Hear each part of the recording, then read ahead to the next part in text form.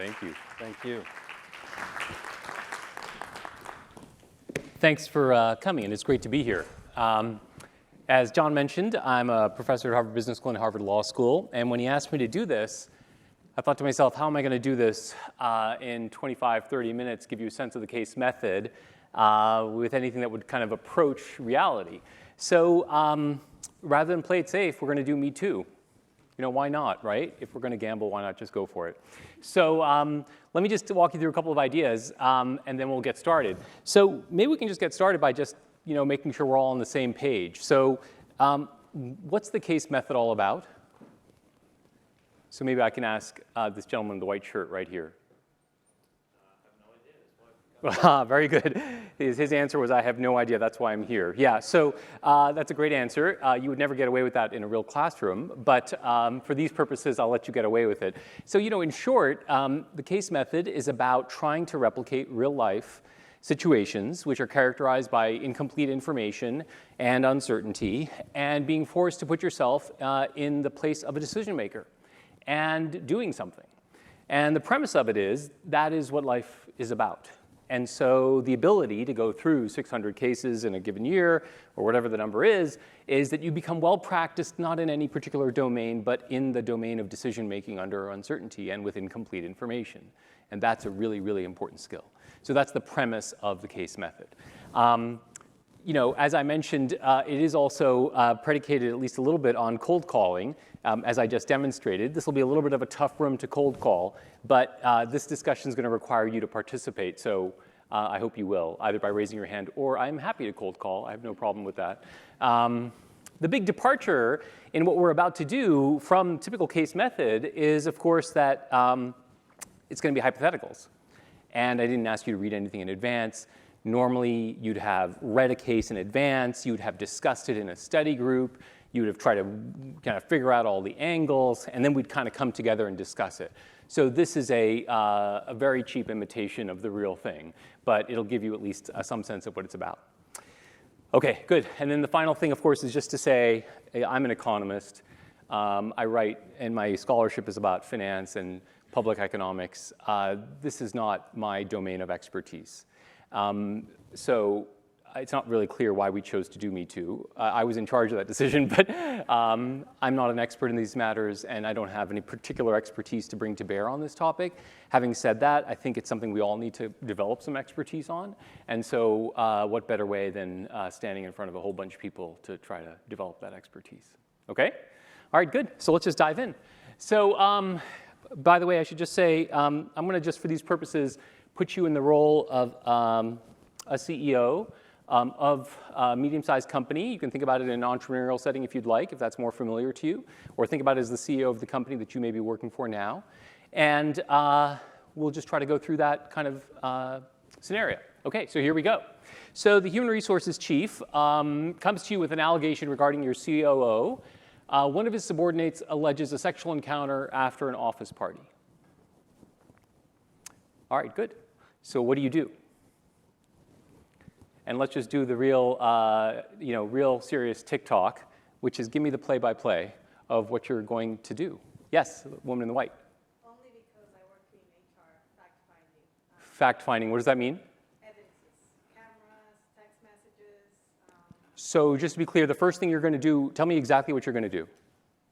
You're going to... I meet with the person who is alleging sexual harassment. First, you go to the woman who's alleging the sexual harassment, yes? What are the evidences? Why do you feel like it's sexual harassment? Text messages. And are you doing this as the CEO? Oh, I'm the CEO? You're the CEO. Oh, I'm not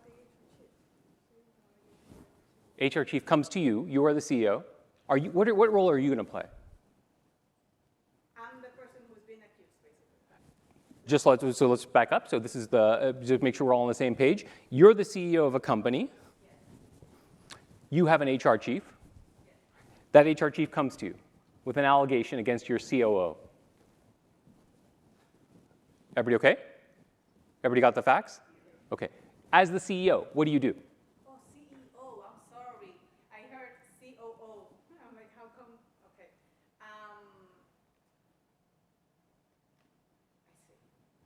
I see. So let's get, if it's okay, we'll go, do you want to keep going?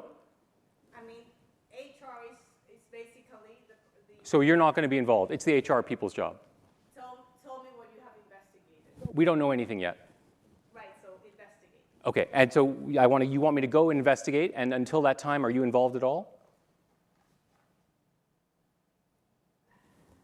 Politically, I could be. I didn't ask politically. I asked, are you involved at all? Let's open it up. CEO, I would prefer to be involved. Let's open it up and let's see what other folks say. Yes, the gentleman in the purple, yeah.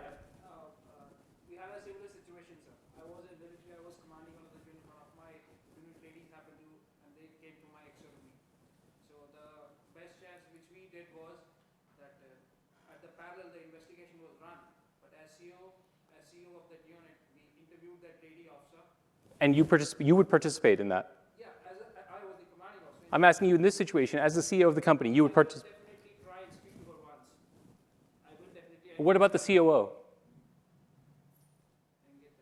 What about the COO? The one who's been accused? Are you going to talk to him? Yes, speak to him as well. Okay, you're going to speak to both. Which one first? I'm going to speak to the CEO. The first comes the person who has been harassed. The person who's been harassed, and then you go to the COO. Okay, anybody disagree? Well, anybody? Yes, you. Yeah, I would suggest first talking to the victim as the CEO and let the HR department take over the actual process, whichever they have Okay. examined, and then Okay. All right, let's kind of develop the hypothetical. You go to the COO, it was consensual. It's completely consensual, and I'll play the COO. You know how these things happen. It just happened. It was totally consensual. I swear to God. My wife doesn't know about it, but that's the deal. What do you do as the CEO? Yes? Yes. So I think I will actually open up the investigation with the HR chief. So tell them to investigate onto the lady who raised the allegation. Okay, and are you going to be at arm's length, or are you going to be involved? I will be involved in the way that I will talk to the COO. Okay, and he tells you it was consensual. And then right after that, the next step, which I'll probably end up doing, is to meet with the legal counsel and see what are the legal implications. What are you going to tell the COO? Your friend of 20 years? At this point, nothing yet, because we have to come to extensive, fact-finding language. Uh-huh. Use that as a decision-making tool. Okay. Okay, great. Let's make it a little more complicated. He denies that it ever happened. Fact-finding mission is inconclusive. In the blue shirt, yes. Now what do? You did your fact-finding mission. HR chief went off into it. He says nothing happened. Try to find video recordings or. There is no evidence, and he denies that it ever happened.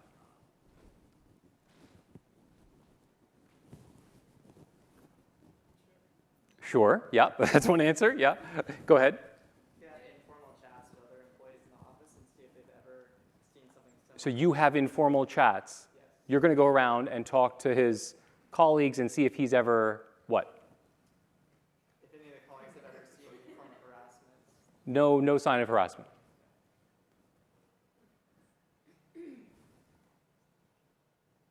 Yes? Do you know what the other person says about this whole issue? It was a sexual assault. It's a classic kind of situation. What are we going to do in that setting? Yes? so I will get the information, hopefully by delegating, get the information from the victim, understanding the steps that all She has a compelling version of events. right, and then get the same information from the COO. He has a compelling version of events.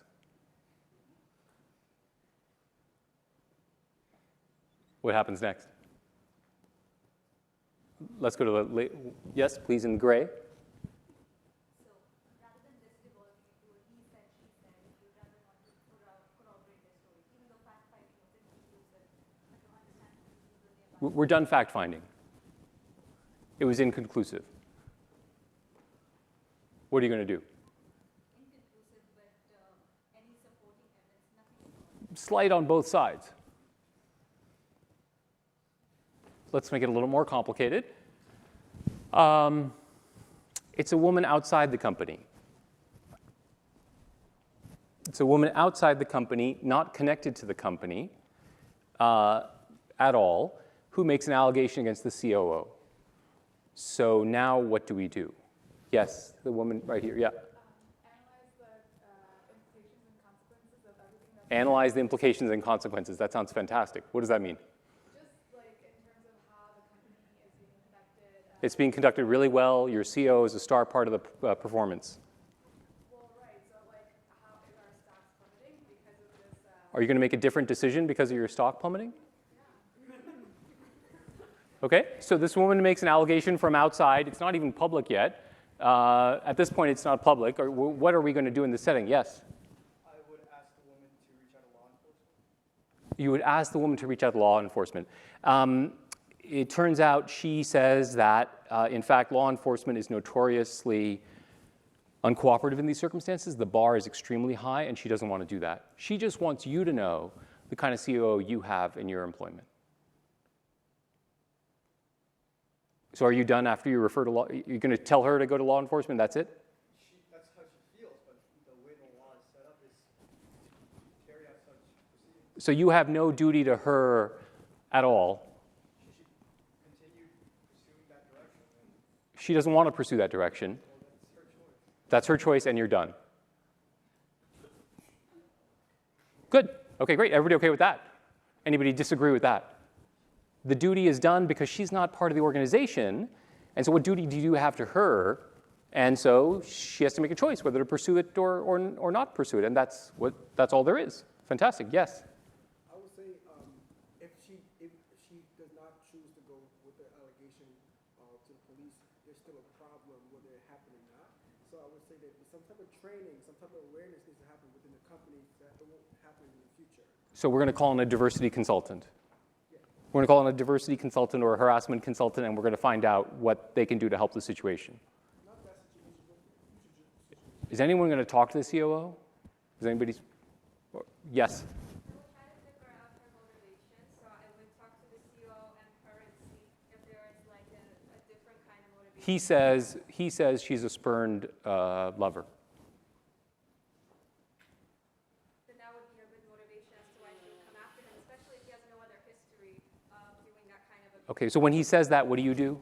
I'll try to investigate that further, but that would be a really good motivation A really good motivation in the sense that for her to try and put this allegation. for her, forward, and you're comfortable investigating all this.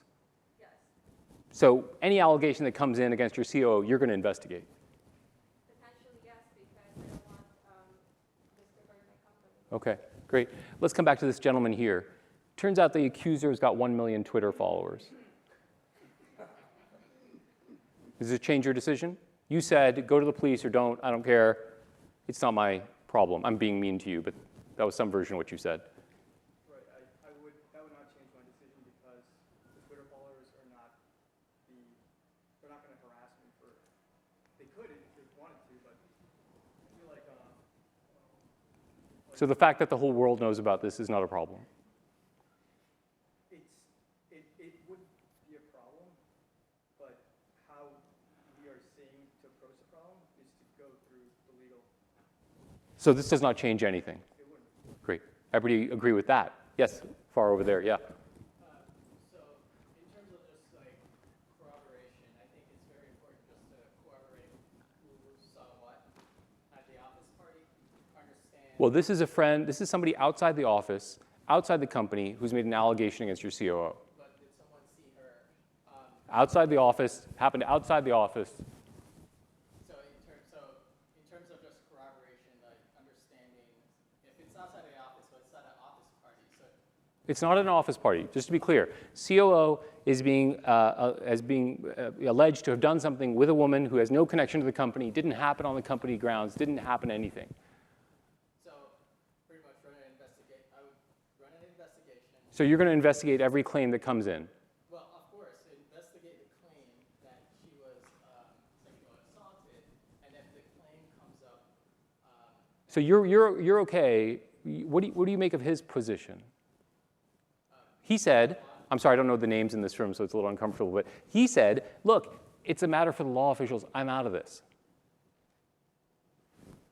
no, because he works for my company, so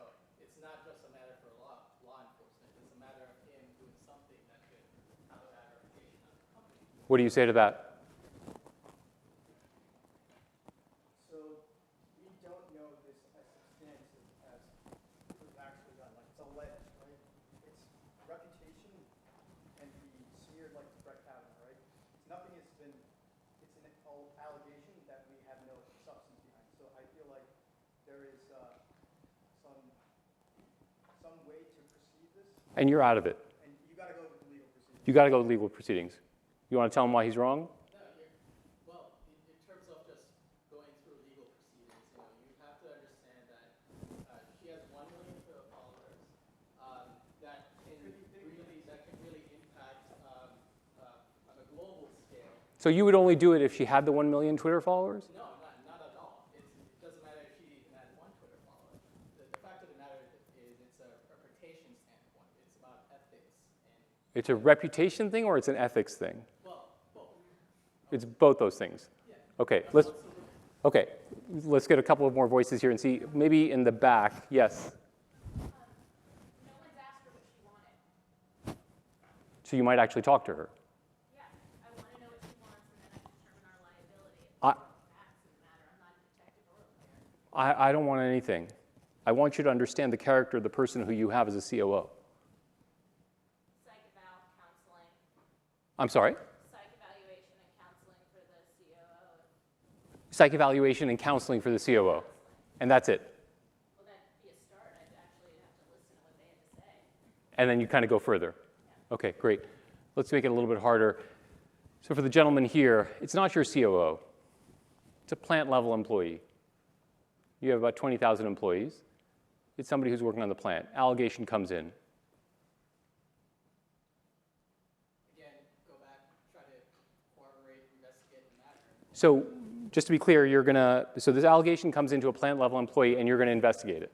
Yeah, of course, because you got to start with just an investigation of what the allegations were. Everybody okay with that? Anybody disagree with this?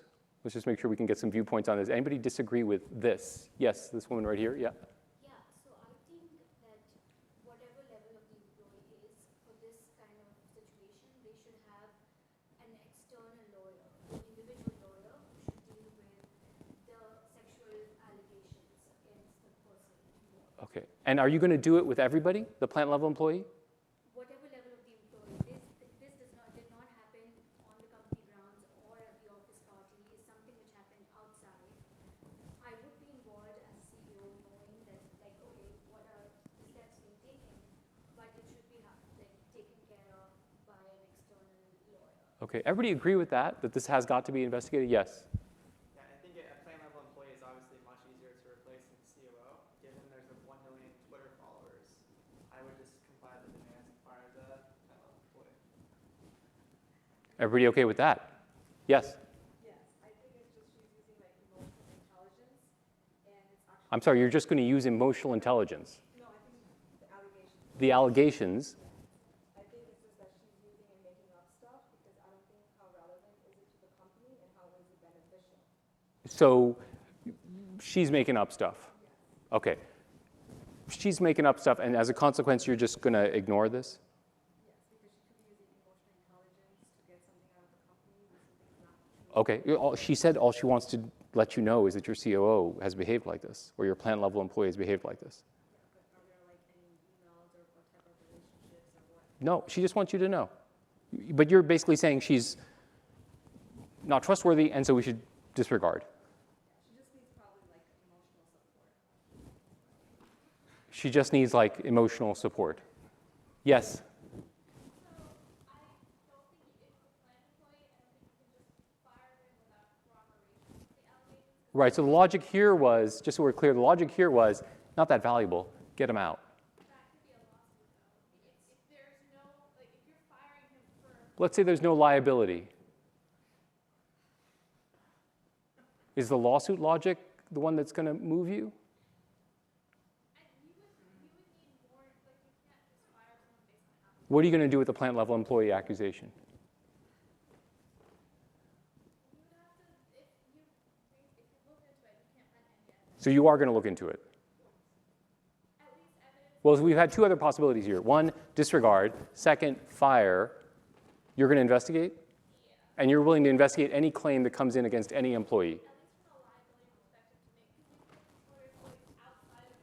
No, but I want to make sure I understand this. You know, you're the CEO of a global multinational firm, 150,000 employees. You're going to investigate every allegation that comes in against an employee.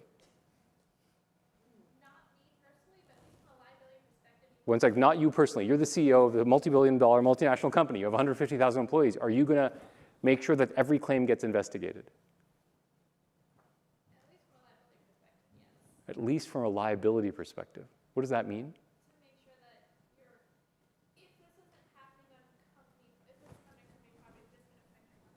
Okay. Any other last perspective on this? Yes, the gentleman right here. Yeah, no, we completely disagree. No, you're the CEO, you got more important things to be doing with your time. I mean, yes, the HR chief or someone in HR could be investigating this. It's a different allegation versus a plant-level employee Uh-huh. who dedicates their time to investigating this. But you do believe every allegation has to be investigated. Yes, but the CEO there, that might warrant your personal time. I'm not saying you, but every allegation has got to be investigated by somebody.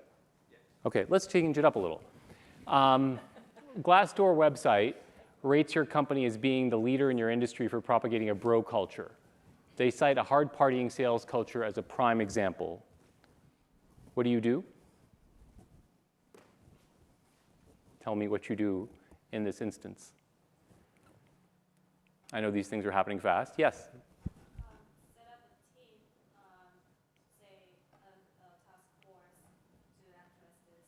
Set up a team to address this. What does that mean?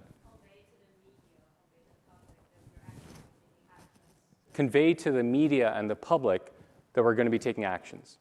Okay, so this is a PR problem. Fundamentally a PR problem. Everybody okay with that? The gentleman in the white, yeah? No, one behind you, yeah. I think it has everything to do with work culture and making sure it's not toxic. And your role as a CEO is to make sure everyone feels safe and comfortable working in your company. So I think you have to take internal measures. So wait a second, I just want to make sure the role of the CEO is to make everybody feel safe and comfortable in the company. I think that's, yeah, from an ethical standpoint and also from a business standpoint, if your employees feel safe and comfortable, they'd be more productive. That is your role. Both, yeah. Okay, great. And what are you going to do in this case? Have maybe start an internal task force. Everybody's setting up task force. I like that. What are you going to do after that? They report to you. It's true. After that, then start making changes on what are the actual things. Okay, you talk to a leading member of the sales force. They say to you, look, it's traditional sales costs. Given the kind of industry we're in, this is the way things work. It's kind of a bro situation, and there's drinking for the sales force. That's the way it is. Now what are you going to do?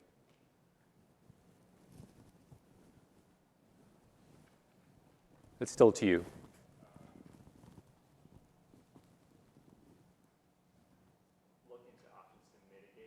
Look into options to mitigate. What does that mean? So if these things, I feel like you can separate. What are you going to tell this guy when he says this to you? That shouldn't be the culture. He says it is the way sales are done in this situation, man. You know that. You came up through sales.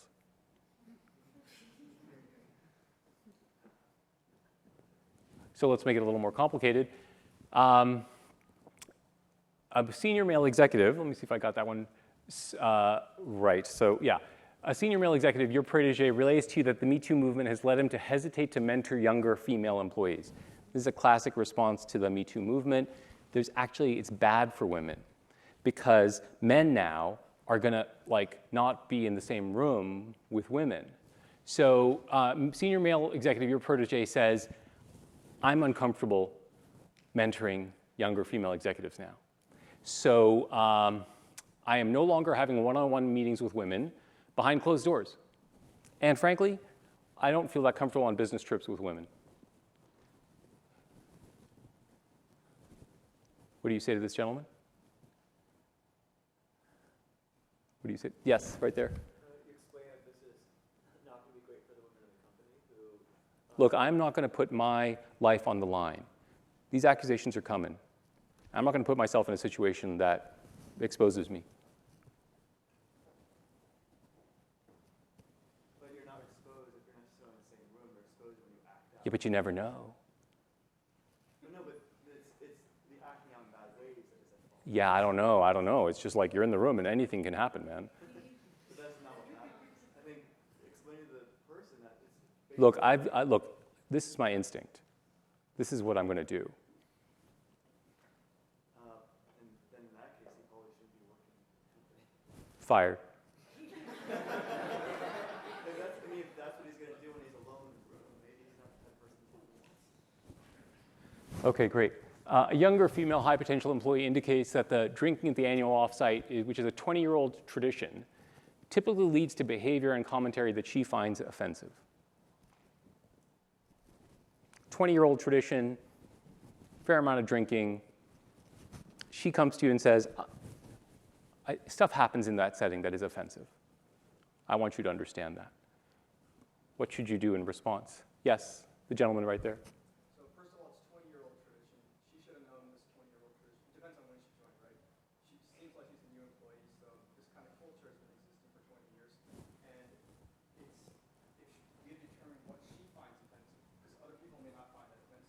She finds offensive that there's drunken behavior and things get said.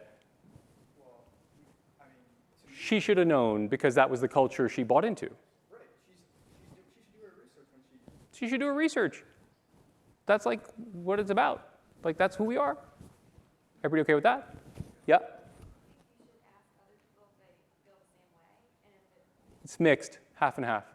so, I mean, even if it's 50%, I think you have to forget tradition and you can't change it. What if it's her, just her? Maybe like ask her if there were specific examples. Probe a little bit more about what happens. She cites your behavior as a prime example of this culture. Why don't we go back to you? You're the prime example of this culture. So, well, that's she takes offense to. Yeah, And if I'm in a position where I make choices for the company you are. in a very high level position, You are. she can take offense to it because it's my choosing, it's the way I'm going to behave. And if my company loves the way I work, and they're going to continue to employ me. Her problem. Her problem. Everybody okay with that? Yes, right there. So the first thing I would do is ask questions, like what type of behavior does she find to be offensive? It's kind of the drunken stuff. Everyone's like, being very bro-like. It's not very specific. So at my company, what we do, usually HR tends to go to these types of events. You're the CEO. You're the problem. Oh, I'm the one. Well, that's what that says. She tells me that my behavior is offensive. Yeah. I honestly would take a serious look at myself. Someone did that to me. You got to take a serious look at yourself. Yeah. Don't think that I would do anything that's offensive. Yeah. You take a serious look at yourself. Okay, fantastic. All right, so one final example. Data from your HR department has been leaked and shows that men on average earn 2x what women earn in your company. A local newspaper picks up the story. Now tell us what you're going to do. Yes, right there. It has to do with a lot of different factors, multi-causal. It turns out that it's experience-based. That in fact, it's that women have been in the positions shorter amounts of time. There's nothing wrong with that. It's just the way it is. So what do you tell the local newspaper? That it's simply because women have been in the positions for shorter periods of time. That's what it is. Right, and then you can check if the men at that time with that much experience, did they make the same salary as women? It does. It turns out to be the same, but they're just experience difference. Yes. I would say, for one, I would definitely go to the PR department to try and change some of the wording. Well, not change some of the wording, but more so focus on the fact Forget about the PR department. What are you going to do for real? well, internally within the company, Yeah. That says to me that maybe we have like a high attrition rate, which is why the women have been enrolled shorter. So I want to know why they're leaving so I can fix that particular problem. So there might actually be reasons why the experience numbers are lower. Yes. And you'd want to try to figure out what those underlying reasons are. Okay, great. So I know that was super fast and tough, but we're out of time, and I was told to stick to time. You can think about this one as well. What I wanted to leave you with was two things. One is I wanted to give you a flavor of a case method, and you got it in like super fast fashion in a very abbreviated way. In a normal setting, it would be informed with facts that were common. We'd have a much deeper, more deeply textured situation. But the essence of it is what you saw, which is putting people on the spot to make decisions that are really tough based on limited information and uncertain settings. As it relates to this stuff, I think I would just leave you with this idea that there were three very different things that we talked about, which is egregious behavior. That was kind of like the sexual harassment, sexual assault stuff. There was the bro culture, which is, people are hanging around and drinking and doing stuff that's like very bro. And then there are issues with promotion and pay, and there's wage differentials. It's typical to think of those as separate and unrelated things. And hopefully, if nothing else, this little half an hour snippet makes you think that maybe they're all the same thing. And maybe they're all connected in some deeper way, which is fundamentally about power, more than anything else. Okay? Maybe we have time for like 2 minutes of questions. We can talk about the case method or whatever else you'd like to talk about. Maybe I can, if it's okay, I would like to thank some of the participants. Maybe this gentleman right here. I have a copy of my book that came out last year. This is also PR for the book. But my publisher told me to do things like this. Thank you, sir. Thanks for putting your neck out on the line. I appreciate that. And maybe the woman who got us started, she should certainly get one, because she raised her hand up front, and that is always super valuable. And maybe you could hand this to the woman who said she'd look at herself in the mirror and try to understand what was wrong. I think that's helpful. Oh, sure. Thank you. Okay, good. So we'll spot for 2 minutes, and maybe take a little Q&A. John, you tell me when we should shut this down. Yes, right there.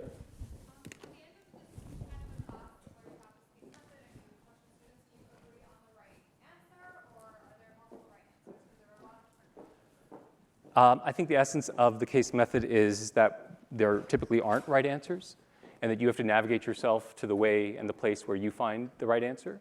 And people find that very frustrating.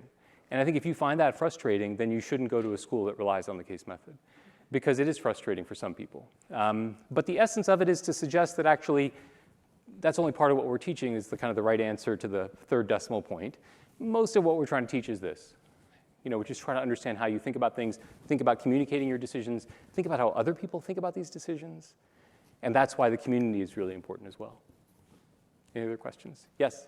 So with all of these case studies that we have taught before, is there any common human personality solution to all of these issues? Because fundamentally, it might all go down to like human pride, the desire for power, the desire for influence. Have you personally noticed, is there a particular train of thought that you can start analyzing to resolve all of these problems? So you're asking me, is there like one trait that is like the most important trait in the world? Something that humans really care about. That humans really care about? I have no idea. I'm not Socrates. But I would suggest that humility is, dramatically underrated. And to think that you would know the answer to these things quickly is problematic. And to understand that you'll get it wrong, and to understand that other people have things to say that might help you understand the problem. I think, at a first pass, I've never thought about this question before, but at a first pass, I would say, humility is dramatically underrated, and is the thing I would think about. And the thing that's sorely lacking, in most of these settings. Yes? So this case study dealt with the Me Too movement, which is like a real-life situation that potentially somebody in your classroom could have like really terrible experience with, right? Do you ever like think about the topics that you're talking about and how to make students feel comfortable regardless of all the different backgrounds they might come from? Yeah, so that's a great question. And obviously, I came into this room, I didn't ask anybody if they felt comfortable with this topic or not. And, maybe that's problematic. I don't know. I think you have to be really cognizant of dealing with these topics with great deals of care, and I hope we were able to do that here. But I think it's really damaging if we kind of consider certain topics as being off, as not being permittable. I think that's like the worst case outcome, and I think it's completely antithetical to what a university is. That doesn't mean we should be glib about this stuff. We should deal with it with care, and we should understand how it impacts people. But I'd rather do that and then understand we'll screw it up and it'll get better, rather than become extremely tendentious on these things. Well, I think I tried to manifest it today. I mean, I can talk about it in words. But I think you take the issue seriously. You challenge people. You understand if somebody were to have started to cry or break down, you try to deal with them in some compassion. But you can't I don't think you can fundamentally let it change the pedagogic responsibility we have. Should we take one more? You okay, John? Okay, great. Yes? Are most of these from the standpoint of the CEO? No. Yeah, so we just did this, but no, they're not. They vary, and they vary from like entry level to mid-level to senior level to other folks who are not necessarily part of the for-profit enterprise. They go all over the place, and they will be everything from, you're developing a new marketing plan to we're trying to figure out the right way to do global cost of capital, and there's these different formulas, and you got to figure it out. And you might say to yourself, why would you do that for trying to figure out the global cost of capital? Like, why would you have a discussion about that? Like, that seems really inefficient, because I can just tell you the way to think about the global cost of capital. And the answer is, it may well be inefficient in some narrow sense, which is I could give you a half an hour, an hour-long lecture about my thoughts about that. But I think my sense is that over the long run, it's grossly inefficient to give those kinds of lectures, because it leads to very little retention, really doesn't develop any muscles that would be important or interesting for you. So I think it's efficient for me, but kind of grossly inefficient in a pedagogic sense, more broadly. All right. Very good. Thank you very much for your time.